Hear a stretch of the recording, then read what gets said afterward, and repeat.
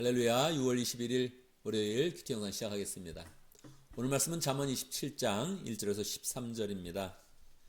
우리 잠언의 말씀을 보면서 두 가지를 계속 집중적으로 생각을 해야 됩니다. 첫 번째는 우리의 그런 관점을 자꾸 바꾸는 것입니다. 우리는 세상의 그런 관점에 너무 익숙해져 있습니다. 이것을 영적 관점, 하나님의 그런 관점으로 바꾸는 것에 집중해야 되고요. 두 번째는 잠언의 말씀은 우리의 그런 사소한 그런 부분에 생활을 계속 적용하고 있습니다. 그래서 우리의 그런 삶 가운데 사소한 부분까지 우리의 그런 생각과 우리의 그런 삶 가운데 사소한 그런 부분까지 다 적용해서 하나님의 그런 그 말씀을 잘 실천한다, 이런 마음을 가지면 좋겠습니다. 오늘 말씀 중에서는 1절, 5절, 7절, 8절 함께 말씀을 나누겠습니다. 1절, 내일 일을 자랑하지 말아라. 하루 사이에 무슨 일이 생길지 아무도 없다.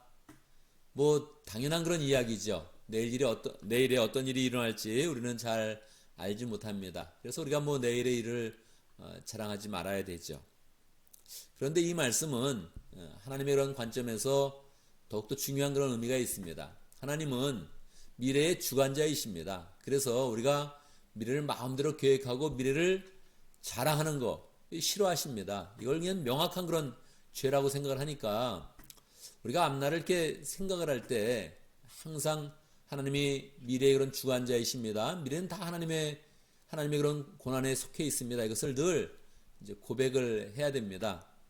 실제로 우리의 그런 삶 가운데 어떤 일이 일어날지 아무도 모르는 것이죠. 그래서 우리는 겸손하게 살아야 되고 오늘을 살 때 항상 하나님께서 언제든지 불러가실 수 있다, 이렇게 생각을 하면서 이 세상을 사는 그런 자세가 필요합니다. 그런데 만약에 우리가 미래를 하나님을 위해서 소망을 막 갖는다면 틀림없이 하나님 좋아하실 것 같아요. 그렇지 않겠어요?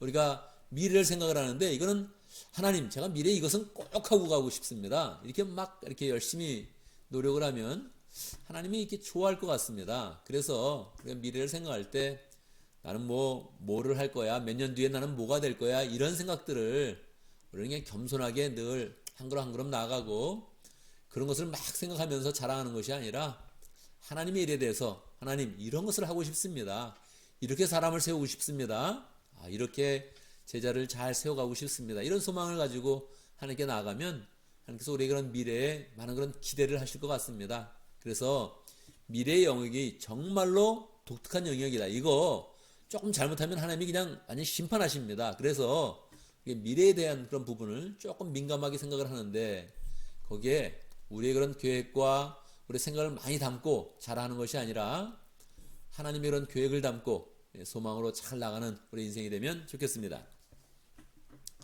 25장 5절, 드러내놓고 꾸짖는 것이 숨은 사랑보다 낫다. 인간관계론 여기 봐도 그렇고요, 여러 곳에 사람들은 그렇게 이야기합니다. 사람의 관계는 칭찬하는 게 좋다, 칭찬을 해서 사람을 격려해야 된다. 이거 해보면 어떻습니까? 효과 있습니다. 그리고 내 입장에서는 어떻습니까? 나도 다른 사람이 나를 뭐라고 그러는 것보다 칭찬하면 그렇게 기분이 좋습니다. 별로 이렇게 비중을 두지 않는 그런 사람도 이렇게 칭찬하고 그러면은 기분이 좋죠. 그런데 거기에 모든 그런 생각들은 그거 다 그냥 세상의 경향이라는 거예요. 그냥 우리를 칭찬하는 것 같지만 그 진심은 또 모르는 거고, 또 실제로 우리에게 어떤 그런 유익이 있는지는 정말 잘 모르는 거라는 것을 우리가 염두에 두면서 그냥 하나님의 말씀을 잘 받아야 됩니다. 우리는 너무너무 익숙해져 있죠. 웬만하면 칭찬하면 좋다, 칭찬하면 고래도 춤을 춘다, 이게 너무 유명한 말이잖아요. 이게 모든 사람들이 이런 말을 하거든요. 칭찬해줘야 된다, 애들도 칭찬해줘라. 근데 성경은 그런 말이 없다는 거예요. 이게 정말 정확히 깨닫고 우리가 그런 삶 가운데 이 관점을 바꿔가는 그런 과정은 너무 뼈아픈 겁니다. 너무 힘든 거예요. 그래서 하나님 말씀이 있으면 그대로 받겠습니다. 드러내놓고 꾸짖는 것이 숨은 사랑보다 낫다. 누가 감히 드러내놓고 꾸짖을 수 있겠어요? 해봤어요, 여러분? 이거 안 되는 거거든요. 그러니까 우리 그런 삶 가운데 그냥 이런 말씀이 있구나 생각하지 말고 이 말씀을 정말 우리가 어떻게 실천할 것인가? 어떻게 나는 이런 꾸준함을 받을 수 있는 그런 사람이 될 것인가? 깊이 고민하면서 하나님의 그런 그 관점에 맞춰서 우리의 생각을 자꾸 바꿔나가고 삶을 바꿔나가겠다. 정말 정말 노력을 해야 이것이 가능한 것이지요. 27장 7절. 배부른 사람은 꿀도 지겨워하지만 배고픈 사람은 쓴 것도 달게 먹는다. 그렇죠. 뭐 우리 다 알죠. 시장이 반찬이다. 배가 고프면 음식이 맛있다. 뭐 다 아는 그런 이야기를 뭐 대단하다고도 잠언에 기록을 했습니까? 뭘 얘기하는 걸까요? 계속 영적 관점을 계속 바꿔서 생각을 해야 되죠. 사람들은 시장이 반찬이에요. 배가 고프면 맛이 있고 뭐 배가 부르면 맛이 없는 거예요. 이건 너무 당연한 건데 하나님이 왜 이런 말씀을 주세요? 우리가 영적인 존재니까 영적으로 생각하라는 거예요. 영적으로 내가 자만하고 그러면 말씀이 들어오지 않는 거예요. 내 영적으로 그냥 배불러. 아유 뭐 난 뭐 필요도 없어. 난 다 알아. 이러면 말씀이 안 들어오는 거예요. 영적 갈급함. 난 영적으로 말씀이 필요합니다. 그러면 말씀이 들려오는 거예요. 그러면 그게 달게 들려오는 거예요. 근데 그게 자기가 배부른 줄 알지만 가장 가련한 사람이 되는 것이 영적 그런 비밀입니다. 그래서 이 사람이 말씀을 들을 수 있다는 거 이거 엄청난 거거든요. 세상 사람들은 그런 필요를 못 느껴요. 내가 왜 설교를 듣냐? 내가 왜 성경을 보냐? 아니 성경 본다고 뭐가 나오냐? 매일매일 성경 보는 게 이게 답답해 보이는 거예요. 성경 통독한다. 통독을 왜 해요? 계속 봐도 뭐 옛날 얘기인데. 근데 계속 그걸 보면 우리가 영적으로 풍성해지는 거예요. 건강해지는 거예요. 그래서 시험을 이겨내고 우리의 생각이 항상 하나님 중심으로 딱 자리 잡혀서 어떤 시험에도 넘어지지 않고 굳건하게 그 길을 가는 겁니다. 그래서 우리는 하나님께 계속 말씀을 드려야 돼요. 하나님, 주의 말씀이 필요합니다. 나는 주의 진리의 말씀이 필요합니다. 이런 자세가 돼야 되지. 나도 웬만큼 알아. 나도 웬만큼 알고 나도 생각할 거 다 생각합니다. 나도 판단합니다. 이러고 하면 틀려지지가 않는 거예요. 처음부터. 이런 게 그냥 보여지는 겁니다. 다른 사람에게는 그냥 보여지는 거예요. 그래서 우리의 삶 가운데 영적 갈급함, 이거를 하나님 앞에 잘 고백하면서 주님께서 주시는 진리의 말씀이 우리 속에 들어오도록 노력을 해야 됩니다. 여러분, 우리가 하루에 몇 끼를 먹습니까? 저는 요즘에 이제 항상 2끼 먹으려고 노력을 해요. 그냥 뭐 3끼까지 먹냐, 2끼만 먹자. 이렇게 거의 이제 마음의 결정을 잘 한 편입니다. 그런데 2끼도 많잖아요. 그렇지 않아요? 우리 하찬 형제는 항상 1끼 먹는다 그러는데 1끼 먹는 게 이렇게 뭐 정착이 됐대요. 평소에는 1끼 먹고 주말에만 이제 뭐 잔치하듯이 편하게 먹는다 그러더라고요. 그러니까 우리가 3끼를 먹을 거면 말씀도 3번 본다. 3번 말씀 듣는다. 이렇게 해야 되는데 이런 게 없는 거예요, 우리는. 나 3끼 먹어야 돼. 이게 너무 강력한데 말씀은 하루 안 들어도 괜찮은 거죠. 이런 갈급함이 우리가 얼마나 세상적인지, 얼마나 육신적인지 이런 것들을 딱 깨달으면서 주의 말씀에 딱 깨어 있어서 주의 말씀 듣고 순종하고 실천해서 열매 맺겠습니다. 이런 마음을 잘 가져야 되는 것입니다. 27장 8절 고향을 잃고 떠드는 사람은 둥지를 잃고 떠드는 새와 같다. 그렇죠.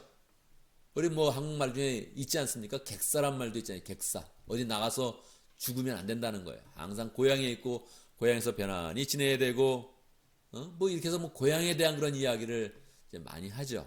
요즘은 뭐 다 또 수도권에 살아가지고 뭐 고향에 대해서 얘기하는 사람들 그렇게 많지는 않은데 뭐 고향이라는 거 저도 뭐 고등학교 때 이렇게 나갔다가 이렇게 막 이렇게 고향에 돌아가면 이 가로수가 손을 흔들며 저를 반기는 것을 느껴요. 막 가로수가 막 움직이는데 와, 이 고향이 나를 지금 받아들이고 있구나. 와, 뭐 그런 거 이제 느낀 적이 여러 번 있습니다.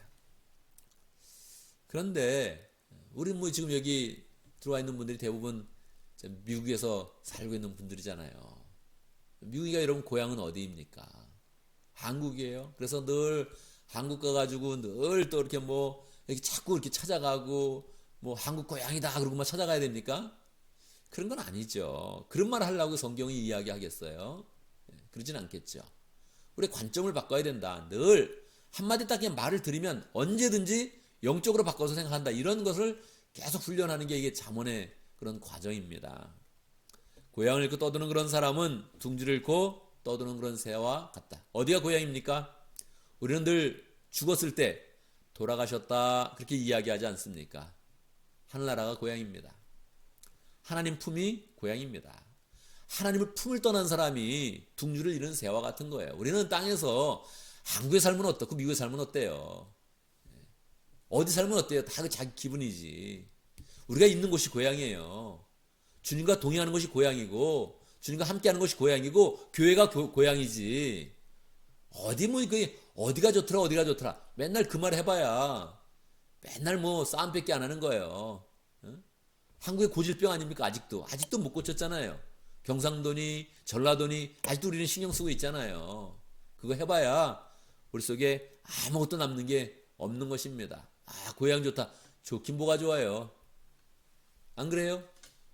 뭐 마음속에 이게 편안하다 그건 느낄 수 있지만 뭐가 편안해? 편안하기는 다 자기 기분이지. 자기 기만이에요. 그런 거 다. 이거 우리의 그런 마음 가운데 영적으로 확 바꿔서 하나님이 고향이다. 이건 명확하게 우리의 마음 가운데 새겨야 됩니다.